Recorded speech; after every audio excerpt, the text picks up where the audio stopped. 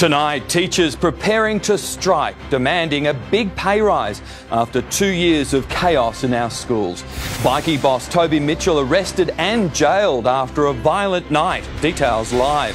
Mask warnings as Victoria records new Omicron cases.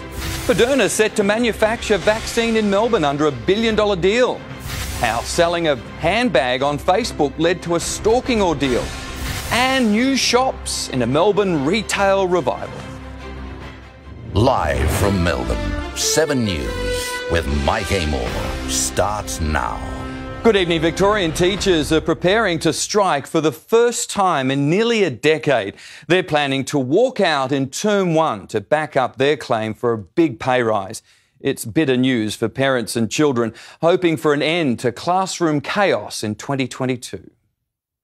Over the past 2 years, Melbourne students have missed more than 170 days in the classroom. Now their teachers are threatening to walk off the job. That will include a 24-hour stop work. The only people who are going to suffer out of this are children and families. We want certainty. Demands include a 21% pay rise over 3 years, plus 16.5% superannuation, cutting face-to-face teaching hours and reducing class sizes. We are saying very firmly to government, you have to address these issues. Staff in our schools have gone above and beyond over the last couple of years. If not, they'll take a single-day strike in Term 1 and consider further stoppages. It would be the first strike by Victorian teachers since 2013. This is not just a fight about teachers, it's a fight and staff, it's a fight about education. And the first aimed at the Andrews government.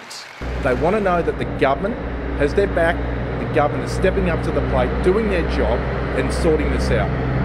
They've only got a week. Parents need an answer before Christmas. The government says it will continue discussions with the Education Union and hardworking school staff throughout the summer holidays to ensure an agreement is reached as soon as possible. We can't sustain the level of unpaid work that staff in schools are doing. Melina Saris, 7 News. Bikie boss Toby Mitchell is back behind bars tonight. Blake Johnson has the latest, and Blake Mitchell has pleaded guilty to serious assault charges. He has, Mike, and he's just been sentenced to 2 months in jail over a pub fight in Echuca 2 weeks ago. This vision, supplied by police, is of Toby Mitchell's arrest in Southbank today. He got into an argument with a man at the American Hotel in Echuca last month. One punch and one slap later, the victim was on the floor and Toby Mitchell was leaving the pub asking the manager to delete security camera vision. But that footage was kept and police say there were plenty of witnesses inside the pub. Mitchell, who's 47 and a senior Mongols bikie, will do more jail time over physical assault. He has been there before for a previous bashing. That is despite his lawyer arguing this was a garden variety pub fight. His words, and that crime like this is not a big deal. The magistrate disagreed. Toby Mitchell was also charged for not handing over his phone passcode when police came knocking. Mike? Blake Johnson with the latest. Thank you. Victoria is being warned not to drop mask rules as new Omicron cases emerge leading up to Christmas. Jade Vincent joins us with the details. And Jade, the rules due to ease on Thursday. Mike, masks were supposed to come off in retail as long as hospitalisations remain under control, but just a day away from the planned changes, and the Andrews government can't confirm whether the mask mandate will stay or go, only to say there will be an announcement later this week. But experts are warning masks need to stay on. They're saying that Masks are starting to slip, but they could be here to stay a little longer. I'm not going to foreshadow today what the decisions that the Health Minister will make under the new pandemic legislation later in the week. Epidemiologists warn Christmas won't be merry if rules for retail are relaxed. At the same time, crowds of shoppers make the last-minute dash for gifts. I am very worried about that. We have a lot of things, coming together at the same time that really could drive the outbreak up in a major way. I think mask rules should ease tomorrow. I think we've moved on from these 2020, 2021 approaches, and now we actually have to focus on making sure the health system's up to scratch. Victorians heading to Queensland for a long-awaited reunion or rest should pack one. Mask mandates are likely to return as interstate travellers bring in the virus. In New South Wales, more than 200 nightclubbers have tested positive, believed to be infected with the Omicron variant after a person contracted COVID during a boat party, then failed to isolate. Despite soaring cases in Sydney, this week QR codes, masks and density limits will be scrapped in low-risk settings. We're not going to let Omicron take us back, though. We have decided as a country to live with this virus. Victoria has recorded 3 new confirmed cases of the Omicron variant and 9 suspected, on another day of more than 1,100 infections and 6 deaths. Omicron may well replace Delta as the variant that will be out in our community. So we're not chasing zero, but what we are keeping a close eye on are hospitalisations and particularly ICU beds. There are currently 364 Victorians in hospital with COVID, a jump of 41 admissions overnight. 44 patients are on ventilators, that figure almost doubling in a week. Restrictions are back in the UK as it recorded close to 55,000 coronavirus infections in the past 24 hours, reporting the first confirmed death from Omicron and another 1,576 cases of the new variant of concern since its detection 2 weeks ago. It's spreading at a phenomenal rate. The number of infections is doubling every 2 or 3 days. There's going to be a tidal wave of infection. Europe now speeding up the booster rollout as the best line of defence. Jade Vincent, 7 News. Moderna will manufacture mRNA vaccines in Victoria under a landmark $2 billion deal. The technology is already being used to fight COVID, but could also be engineered to treat the flu or cancer. At the Doherty Institute, Do you mind if I pop in there and say hello? where vaccine research continues, Here it is, the crack team. and everyone and everything has its role, including the inflatable suits, Thank you, Julian. announcing a $2 billion federal and Victorian government deal with Moderna to build a vaccine plant in Melbourne, producing up to 100 million mRNA doses a year from 2024. Moderna will be pitching tent in Australia. A big tent making vaccines for COVID, flu and other respiratory illnesses, and 1,000 jobs, 500 in construction, 500 ongoing. As far as announcements go, this is a big one. It will make Australia the largest vaccine producer outside the US and Europe, and Scott Morrison hopes make rollout controversies history. During this pandemic, as we've learned many lessons, no government's got everything right. The mRNA technology won't just make vaccines, but also vital new drugs to treat cancer and a range of rare diseases and genetic deficiencies. Things that would otherwise lead to accumulating damage and death at an early age could be corrected. This is a massive game changer. Federal Labor says the government promised an mRNA facility would be open this year. Well, bravo slow-mo. Always quick to announce, always slow to deliver. Mr Morrison says he's delivering a future of living with COVID through boosters, not lockdowns. In dealing with Omicron, we are determined to ensure that we do stare it down and we don't go back. And won't be deflated. Mark Riley, 7 News. From tomorrow, Victorians will be able to travel to Tasmania. Melina Saris joins us live. And Mel, there are a number of rules people have to follow. Mike, if you are planning on travelling to Tasmania, you must be fully vaccinated, have a negative COVID test 72 hours before you arrive and register online for a Tassie travel pass. There will be additional staff at the airports to check those travel passes, but the reopening may not go as smooth as planned. With less than 24 hours to go, biosecurity staff at Launceston Airport walked off the job, protesting over staff conditions.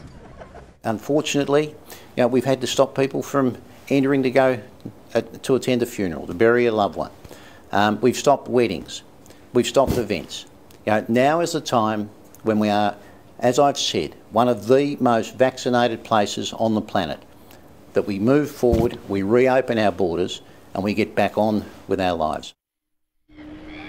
If you are planning to travel further north in the coming weeks, you will have to wait a little bit longer. The Northern Territory border reopens next Monday, the 20th of December. Also tomorrow, vaccinated international students and skilled migrants will begin arriving in Victoria without having to quarantine. The plan to welcome them back was delayed by 2 weeks over fears of the Omicron variant. Mike. OK, Mel, thank you.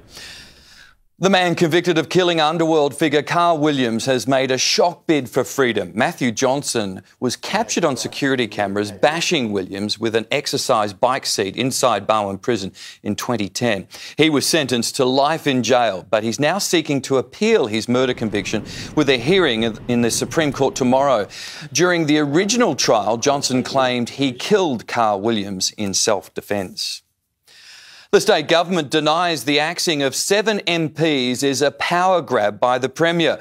The Labor politicians have been dumped or demoted in a move which could trigger damaging by-elections. With the Premier on holidays, Deputy James Merlino was left in charge of justifying the Labor cull. You leave this job in one of three ways. Either it's the verdict of the people in your local electorate, the verdict of your party in pre-selections, or some are lucky enough to make the call themselves. The unlucky 7 include Broadmeadows MP Frank Maguire, Cororoit MP Marlene Kairouz, former Child Protection Minister Luke Donnellan and Preston MP Robin Scott, while Caesar Mallam, Kishalia Vigala and Nazir Al-Azmar have all been demoted to unwinnable seats. If the Premier behaves like some form of dictator in his own party, it's no wonder people throw that term around in his conduct in his job as Premier. This is a process that every major political party has to go through every round. Ms Kairouz was named in a recent branch stacking scandal uncovered by secret recordings inside federal MP Anthony Burns' office. Ms Kairouz today telling 7 News, why is Anthony Burns still a pre-selected candidate of the ALP? The answer is that pre-selections were about a power grab by the cabal of lobbyists who've taken over the party and who want compliant MPs. It's not yet known if the ousted MPs will stay on or walk away from politics. As for the opposition, they're certain disgraced MP Tim Smith will stay on until the next election. Tim's a loyal Liberal. He's always been so and he remains so, and I don't for a moment have any belief that there'll be a by-election. Chanel Vella, 7 News. Former Melbourne Storm star Brett Finch has been arrested in an early morning raid accused of being involved in a child pornography ring. Finch is one of 8 men charged with using a telephone chat service to share child abuse material. The 40-year-old was questioned for hours before being released on bail. 2 sisters from Cranbourne say they're under attack over an online handbag sale. The buyer claims she was sold a fake by the siblings and is now going to violent extremes to get her money back. This is the moment an alleged disgruntled buyer returns with a vengeance, accusing 2 sisters of selling her a fake luxury handbag. Hi, is here? No. No? Do you know when she'll be home? No. Do you know why she's blocking on social media? The buyer then allegedly takes matters into her own hands, using a hammer to smash the windows of the family cars. It just was an innocent sale that turned into something very violent. The sisters used Facebook Marketplace to resell a Marc Jacobs handbag. Now they're living in fear. I don't feel comfortable going for a walk by myself or even really going to work at the moment because I'm scared she might come to my work. I don't know. It's possible. The sisters claim this receipt shows the bag was legitimate, but it hasn't stopped a barrage of threats online and in person. One of the victims actually bought a fire blanket because she thinks her house is going to be firebombed. I was scared that maybe she would do something extreme, like try and attack our house. Former police officer Ms Oakley is helping the pair and says it's disappointing their 000 calls have been ignored. There's still no charges, and I've seen the evidence they have with security footage and that sort of thing, and there's enough there to at least question the individual. Security experts are now urging buyers and sellers to take extra precaution, including never meeting at your home, instead picking a public location with security cameras. Cassie Zervos, 7 News. Heartbreaking stories of loss are emerging from Kentucky's tornado disaster as the death toll climbs to at least 74. In the tiny community of Dawson Springs, a family is mourning the loss of their baby daughter after their home was destroyed in seconds. A new day in Kentucky The task to rebuild becomes even more daunting as officials tally the lives lost. The age range is 5 months to 86 years, and 6 are younger than 18. In fact, the youngest known victim was just 2 months old. Oakland Coon, the baby girl from the governor's hometown, Dawson Springs. Here, heartbreaking loss at every turn. My home was across the street and it flew over into this home over here. The town's current death toll, 14. More than 100 are still missing. Family homes simply blown to bits. And this stuff is coming right, just right by me. I was sitting right here where these bricks are at, and I don't know how I didn't get hit with a brick. President Biden is due to visit here later this week. The governor of Kentucky has already toured these areas extensively. Today, he told his people there are some tornadoes you simply can't prepare for. There's no safe place when you get hit by something like this. At Kentucky's flattened candle factory, the death toll revised sharply down, now 8. Survivors now say they were told to ignore tornado warnings and stay at work. They should let people leave that wanted to leave. The company says no one was forced to stay. In hindsight, of course, I think all of us would do something differently. In Kentucky, Tim Lester, 7 News. Retail is experiencing a resurgence after a crushing 2 years during the pandemic. Brands are queuing up to open stores in centres like High Point as Victorians spend big this Christmas.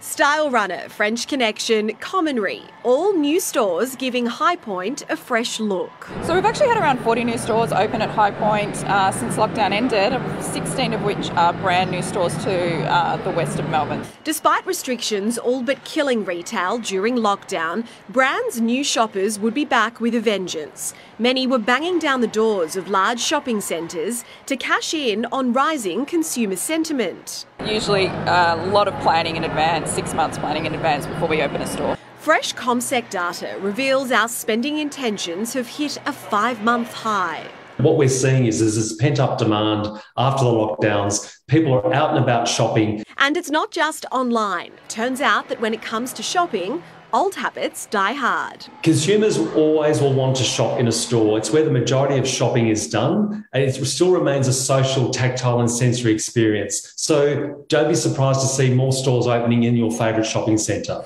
Australians are on track to spend 12% more this Christmas than last, with an estimated $80 billion expected to be pumped back into the economy. $59 billion pre-Christmas, and that'll jump to another $21 billion for the Boxing Day sales. With no indication things will slow in the new year. Jodie Lee, 7 News. The Aussies have a big Ashes selection call. Andrew McCormack, they're training under lights tonight. Yeah, they are, Mike. It's a crucial session too for David Warner. Will cross live to Adelaide Oval shortly as Ben Stokes takes aim at his skipper in the nets. Oh, nasty one, but he's not the only English bowler ready to fire for the pink ball test. All the details coming up shortly. Plus, old wounds reopened as a former Blues captain, Mark Murphy, unloads on Mick Malthouse. And Mike, we've got some exclusive details on some pretty major changes for the match review and tribunal process for next year. More on that shortly. OK, thanks, Macca. 8 out of 10 people don't want to go back to the office. Up next on 7 News, a new insight into the 2022 dilemma for bosses. Plus, a tennis club's home goes up in flames in Melbourne's southeast. What's in a name? Possibly millions of dollars for Melbourne Council, now facing a costly facelift. Donald Bradman's historic triple-century bat goes up under the hammer. And later, gift cards put to the test. From hidden fees to expiry dates, which ones are the best value for Christmas? A tennis pavilion has been destroyed in what's believed to be a suspicious fire in Melbourne East. The timber structure and nearby trees went up in flames just after 2 o'clock this morning. They were scary. You could feel the flames from like 20 metres back. Police are investigating how the blaze started. Ratepayers in Melbourne's inner north are facing a multi-million-dollar bill after Melbourne Council voted to change its name over its racist links. It means every street sign will need to be updated as debate looms over what the new name should be. These signs will soon all be ripped down after Moreland City Council discovered its name had a racist past derived from a Jamaican slave estate. We really couldn't just sit on this for too long. We needed to act fairly quickly. The revamp comes with a hefty price tag. Some claim up to $9 million. 58 square kilometres of land. That's a lot of streets, a lot of roads. You think about all the sporting clubs. It'll create a lot of confusion. It's a figure the council rejects, but $500,000 has already been set aside to rebrand its website and significant buildings. Locals say it's cash that will be better spent elsewhere. Maybe they should shop around and get a better price. It seems to me a phenomenal amount of money. Astronomical. It's a lot of money. I don't know where these figures come from. It seems like a lot of money for things. I'll do it for less. Infrastructure, roads, healthcare, but they spend the money on the wrong things. The next problem for the council and its ratepayers is what to change the name to.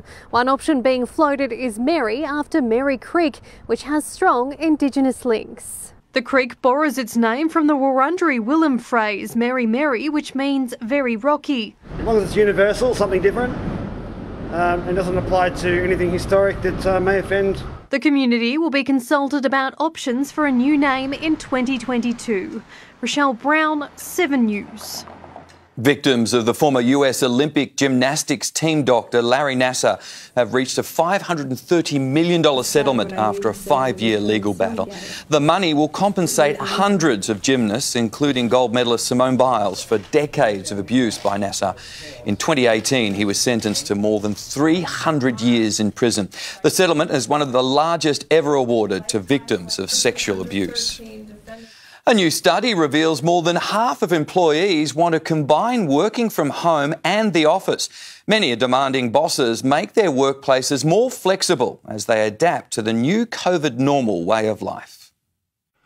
It's the 2022 dilemma, how to divide work time between home and the office. Natalie Milnes has found the perfect mix. I work from home 3 days a week and I'm in the office 2 days.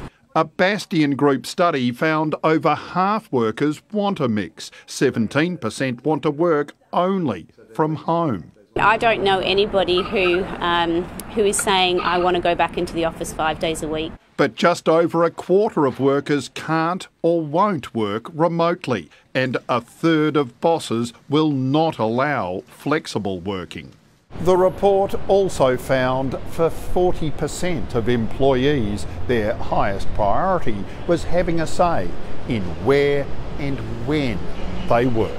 Employees are sending a really clear message that in 2022, control, flexibility and choice matter more than things like increased pay and incentives. But to support the struggling city, some employers will insist on workers in offices at least 3 days a week. I think every employee in a CBD office has a responsibility to support their local hospitality or beauty specialist or retail, and the best way to do that is to spend with them. But for many, it's all about work-life balance. A silver lining of this pandemic is finding new ways to work that help people achieve that balance. Nick McCallum, 7 News.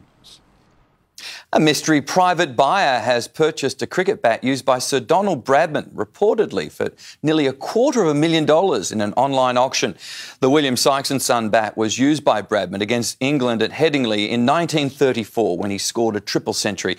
It's believed the new owner plans to keep the bat on public display at the Bradman Museum in Bowral for cricket fans to enjoy.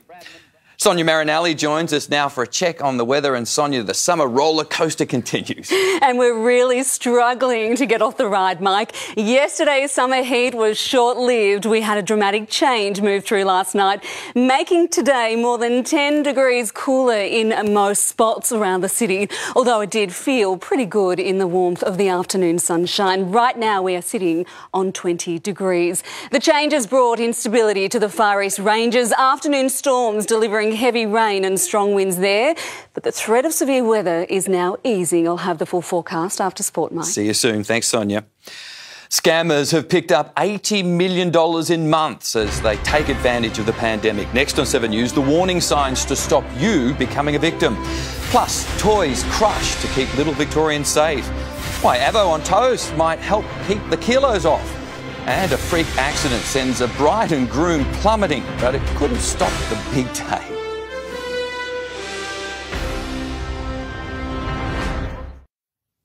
Hackers are increasingly targeting home buyers and sellers to scam money from innocent victims. A woman has faced court accused of robbing a house hunter of more than $1 million in an elaborate business email scam. Hiding behind a brochure. Do you have anything to say?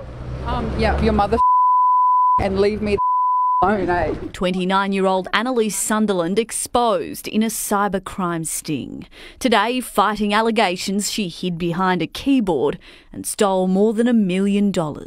Any idea what happened to the money? Get out of my face and leave me alone. In June, a Canberra house hunter purchased a property and deposited more than $1 million into what she thought was her lawyer's account. But police allege the lawyer's email was hacked and details were modified, the money ending up in Annalise's account instead. Her home was raided, mobile phones and documents seized. Can you off and leave me alone? Authorities fighting back against a rising number of cyber criminals targeting real estate transactions through emails. They're actually quite common. They make up about 60% of most of the cyber attacks that we assist with. Business email scams can be devastating. The Australian Federal Police estimating more than $79 million has been stolen in the past year alone. And that's only the amount that gets reported. We are very familiar with thousands of attacks that occur on almost a weekly basis. Annalise Sunderland will be back in court in February. Serena Andaloro, 7 News.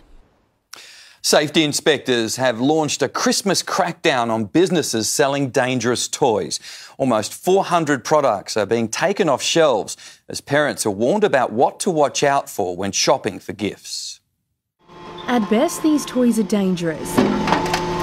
At worst, they're deadly.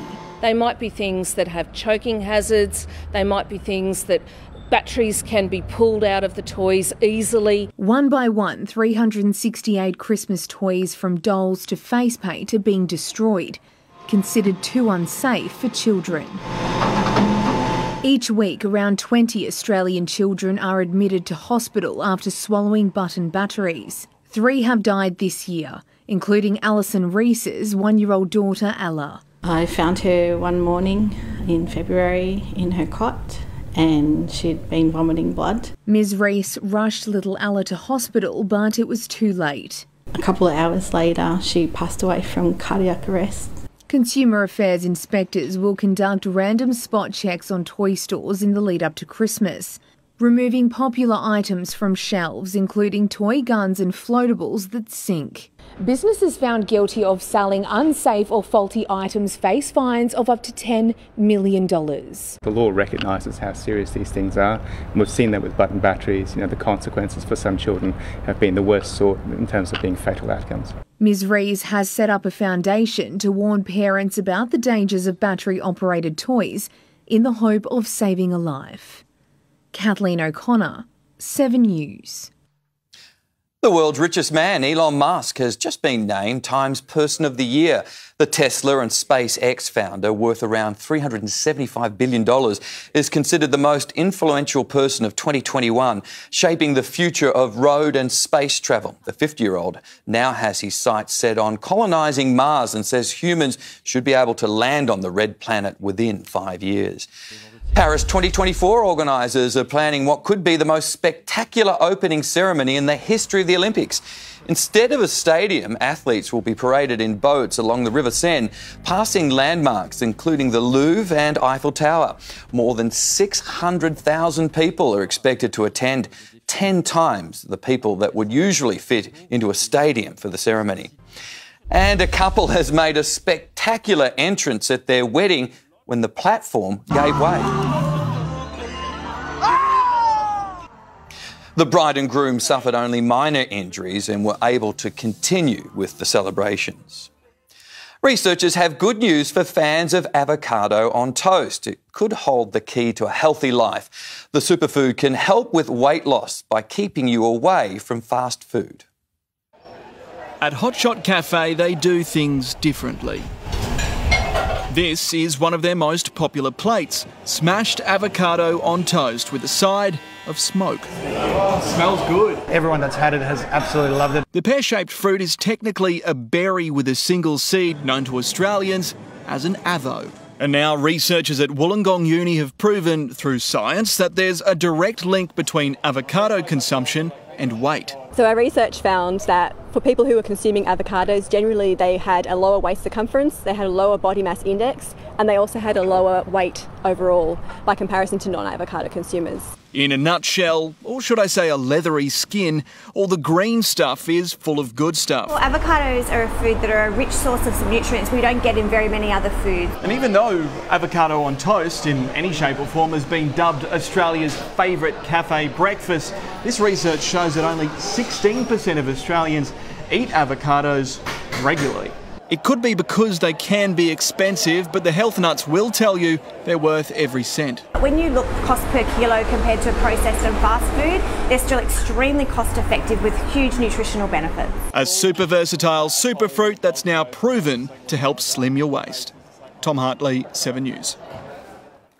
Gift cards have been put to the test, examining everything from hidden fees to expiry dates to reveal the best deals for Christmas.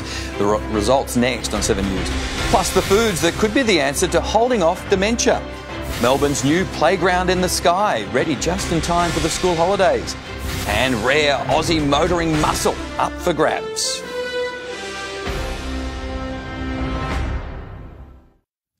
There's new research suggesting a healthy diet could delay dementia. Deakin University scientists compared brain scans of middle-aged people who favour whole grains, fish, fruit and veggies with those who favour junk food. They found people who eat healthier have more brain volume.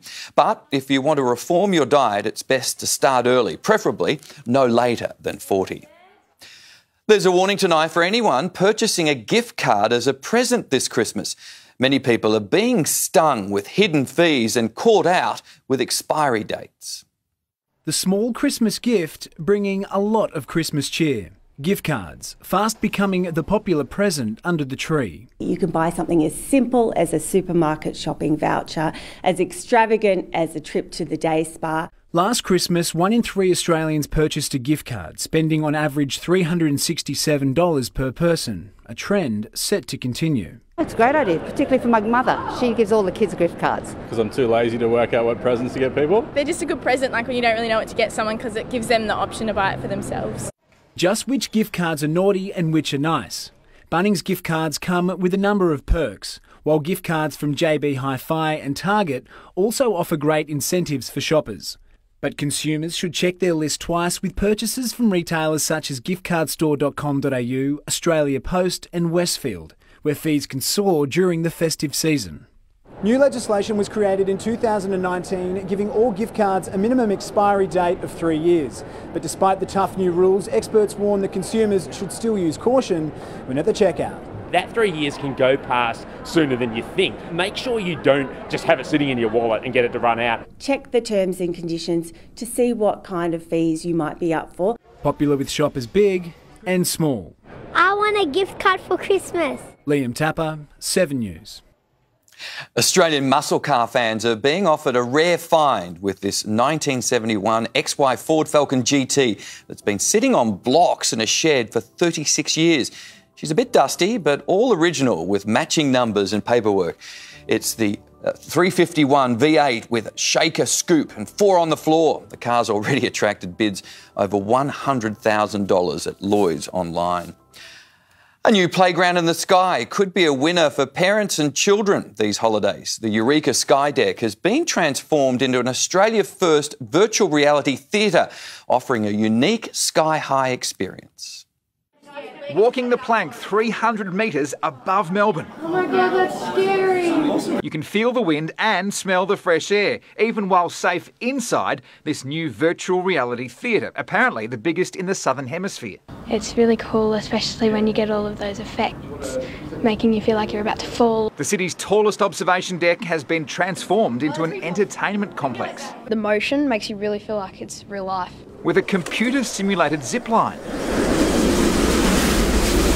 Any place in Australia you can go and actually fly across vineyards and turn 360 degrees with just open views. 3D models of the city from pre-settlement until now. Many more stories of Melbourne told through the technology and our people. And importantly for some parents, a bar 88 stories up. Have a drink while you drink in the 360-degree view of our city. The multi-million-dollar revamp is another shot at getting visitors back to the city, one flight at a time. Blake Johnson, 7 News. Sport now with Andrew McCormack and Macca. Joe Root's teammates aren't doing him any favours. No, they're certainly not, Mike. The English skipper received a nasty blow to the helmet in the nets this afternoon. We'll show you the vicious Ben Stokes short ball next. Plus, we're live to Adelaide Oval as David Warner faces a crucial session to prove his fitness. Also, exclusive details on a major tribunal shake-up as Mark Murphy reveals the ugly truth to the Mick Malthouse years. Breaking news as Jeff Kennett's Hawks successor emerges, and how the Mercedes boss is drowning his sorrows after a Formula One wild season finale. Welcome back. Nathan Lyon has declared Australia can complete a 5-0 whitewash of England this summer. Aussie opener David Warner will put his injured ribs to the test shortly in a crucial net session under lights at the Adelaide Oval. Inexplicably left to sit idle at the Gabba, England is set to go all in with its pink ball aces in Adelaide. Is Stuart and Jimmy going to play? We'll have to wait and see. Broad and Anderson's inclusion will give England renewed hope. Australia's top six is on notice. Haven't played Jimmy.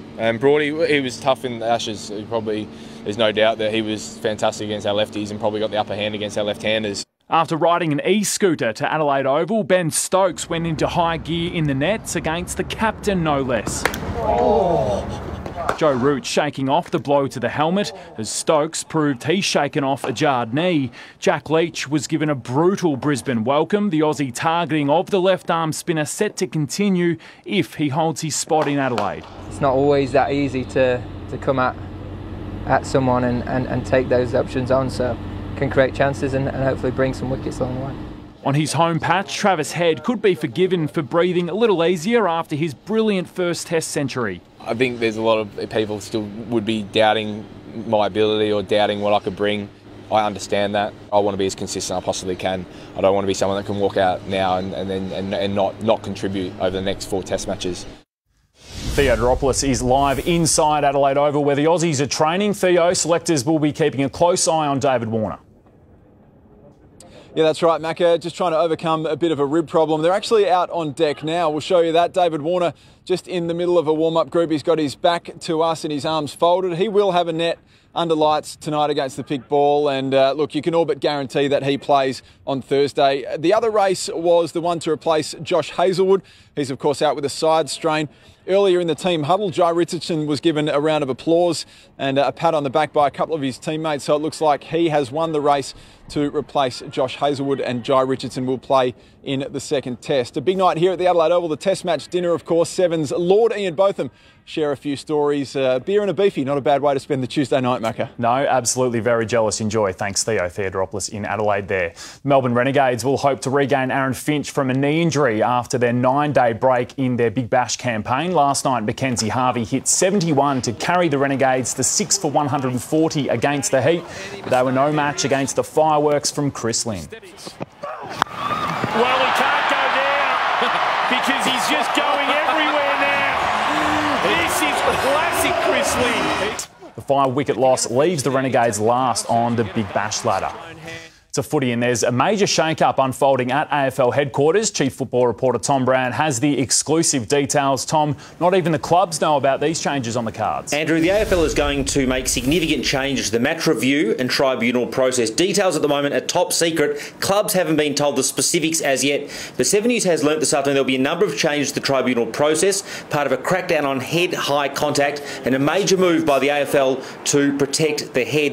The AFL will streamline the operations of the match review and tribunal, with other changes expected as well. Now, Michael Christian has a verbal offer to retain his role next season. That's expected, but I also expect that footy boss Andrew Gillan will have an expanded role in all of this, the top football boss at the AFL. Meantime, former Carlton captain Mark Murphy has really teed off on coaching legend Mick Malthouse, saying Mick's appointment was a bad move by the Blues. The midfielder felt lonely under Malthouse, who told Murphy directly he wasn't his preferred choice as captain.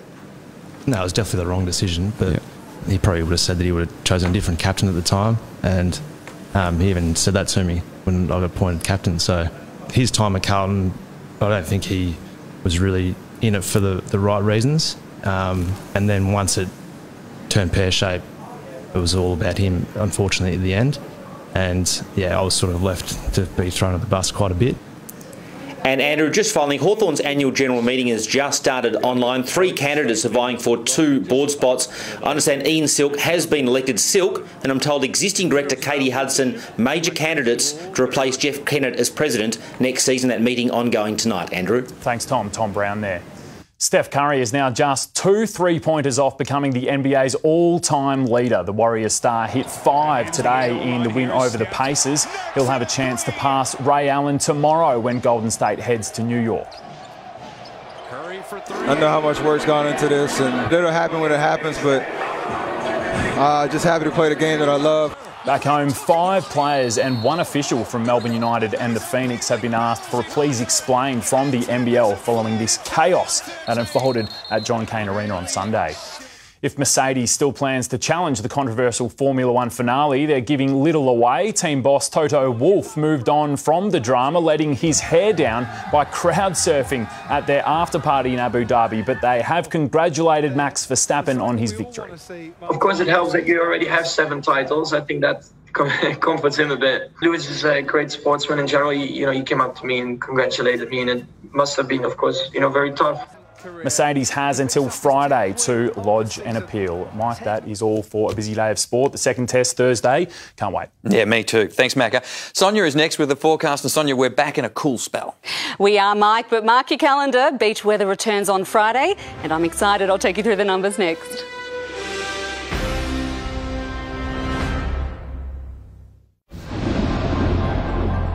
Hello again. Our burst of summer heat may have been short-lived, but we are expecting another hot burst in a few days' time. But for now, we are in a cooler stretch. Today's low was 15.9, our high 21. Right now, we're sitting on 19 degrees. It's 22 in Watsonia, and it is sitting on 19 in Werribee and Frankston. A low-pressure trough lying over the state has brought instability to the Far East Ranges, storms delivering heavy rain and strong winds there this afternoon. In Gelantapi, 8 millimetres fell in just 10 minutes, but the risk of severe weather is now easing. Away from there, it is dry, the heat building again in the north, but a southerly wind kept a lid on temperatures for those of us in the south. Cloud increasing over southern Victoria tomorrow as a trough clears the state and moves into New South Wales, allowing that high to take control. So the heat building once again. In fact, mark your calendar, beach weather returns to the coast on Friday, then hot with a gusty change during Saturday. Looking around the country now, Queensland has thrown open its doors and the weather is rolling out the welcome mat. 31 degrees and sunny in Brisbane. A sunny day with a late shower in Sydney, 28. Still unstable over the nation's capital. There'll be showers and a possible storm there. Showers developing in Hobart, 21. Sunny in Adelaide, 28. Back home, scattered showers in the northwest will extend right across the state during the day, but the southwest missing out altogether. In fact, it will be lovely there under sunny skies, but we're still on that summer roller coaster with cloud and a southerly delivering cooler temperatures across southern Victoria. So it will be a grey day around Melbourne. Drizzly showers to start, clearing out in the afternoon. Most spots should land on 20 or 21 degrees. In Melbourne, we are back in the high teens, a top of just 18, but the weather will improve after that. Already looking better on Thursday. Sunny breaks and a top of 22. It is beach weather, as I said, on Friday, a top of 29 degrees and mostly sunny. Saturday should reach 33 degrees ahead of a gusty cool change in the afternoon, elevating the fire danger once again in northwest Victoria. And then we have a run of 5 days from Sunday onwards, 21, 26 on Monday and 27 on Tuesday. But we're no stranger to the high teens this summer. 18 18 degrees is what we're heading for tomorrow, but that morning drizzle should clear out by the afternoon, Mike. Good, I just washed my car, thank you. Now let's take a look at what's on Sunrise tomorrow. Thanks, Mike. Tomorrow on Sunrise, Australia's best first car revealed. The one vehicle that stands above the rest on safety, performance, cost and comfort. Plus, we're one-on-one with Hollywood megastar Matthew McConaughey. See you in the morning, Melbourne. And that's 7 News to now. We'll have updates later. For now, from the 7 News team, have a great night.